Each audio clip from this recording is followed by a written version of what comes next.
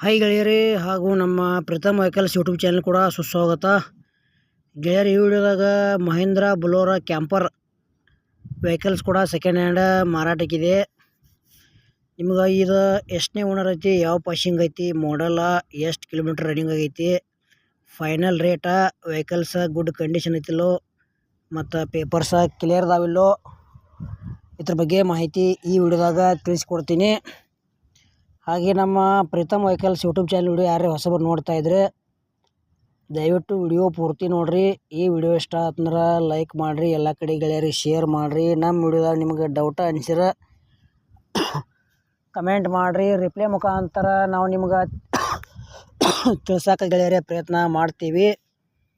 ಮತ್ತಿಂಥ ಒಳ್ಳೆ second hand ವಿಡಿಯೋಗಳಿಗಾಗಿ ನಮ್ಮ Preetham Vehicles YouTube channel subscribe ಮಾಡ್ಕೊಳ್ರಿ. ಬನ್ನಿ ಗೆಳೆಯರೇ, ವಿಡಿಯೋ ಆದ್ರೆ ಶುರು ಮಾಡೋಣ.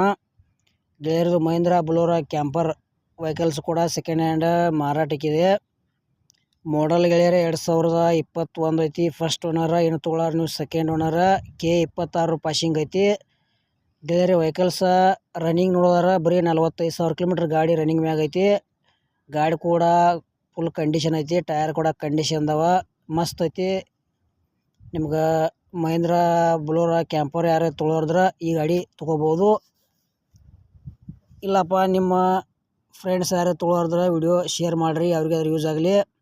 ನಿಮ್ಮ ಭೀ ಹಳೆಯವ ಯಾವುದೇ ಕಂಪ್ನಿ ಕಾರ್ ಇರಲಿ ಕೊಡೋದು ಅಂದ್ರೆ ನಮ್ಮ ವಾಟ್ಸಪ್ ನಂಬರ್ಗೆ ಅವ್ರ ಫೋಟೋ ಆ್ಯಂಡ್ ಮಾಹಿತಿ ಕಳಿಸ್ಕೊಡ್ರಿ.